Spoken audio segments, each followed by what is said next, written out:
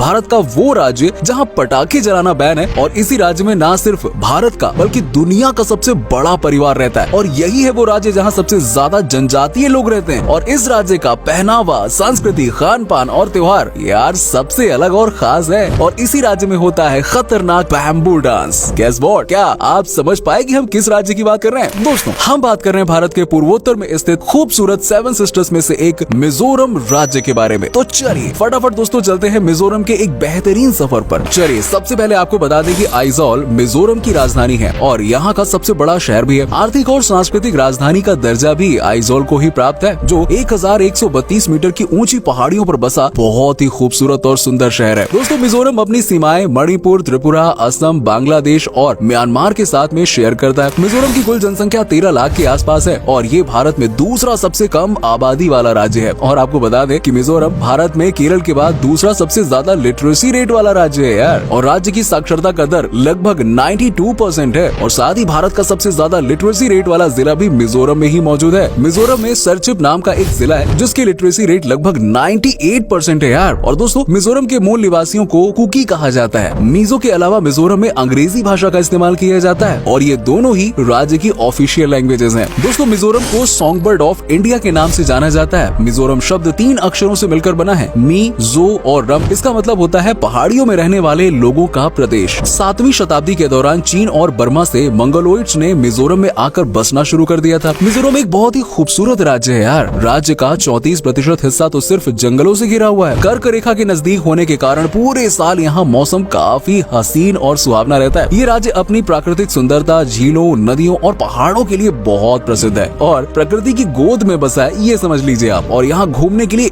एक से एक शानदार जगह हैं। दोस्तों, अंग्रेजों के द्वारा भारत पर शासन किए जाने के बाद भी लंबे समय तक मिजोरम आजाद रहा, लेकिन सन 1890 में अंग्रेजों ने इस राज्य को भी अपने अधीन कर लिया। मिजोरम उस समय असम के ही अंतर्गत आता था। मिजोरम में कुछ मिशनरीज ने बड़े पैमाने पर ईसाई धर्म का प्रचार प्रसार किया और यही वजह है कि आज यहाँ लगभग 88% आबादी ईसाई धर्म को मानती है। तो वहीं बौद्ध धर्म यहाँ का दूसरा सबसे बड़ा धर्म है। इसके बाद हिंदू धर्म का नंबर तीसरे नंबर पर आता है। दोस्तों, 1972 में मिजोरम को असम से अलग करके एक केंद्र शासित प्रदेश का दर्जा दिया गया और 20 फरवरी 1987 को ये भारत का 23वां राज्य बना। हर साल 20 फरवरी को मिजोरम राज्य का स्थापना दिवस सेलिब्रेट किया जाता है। एक सर्वे के अनुसार मिजोरम में परिवार वाले अपने बच्चों पर बहुत ज्यादा दबाव नहीं बनाते हैं कि बड़े होकर क्या करना है क्या नहीं करना है। बड़े होने के बाद बच्चे स्वतंत्र होते हैं और हाँ, लिव इन का कल्चर भी यहाँ पे धीरे धीरे नॉर्मल हो रहा है। अब दोस्तों, आपको बता दें कि मिजोरम की सरकार ने एयर पॉल्यूशन को जहन में रखते हुए 2009 में राज्य पर आतिशबाजी और पटाखे बैन कर दिए थे और इसी के साथ मिजोरम नॉर्थ ईस्ट का सबसे साफ सुथरा राज्यों में से एक बन गया है। मिजोरम की जीडीपी $3.61 बिलियन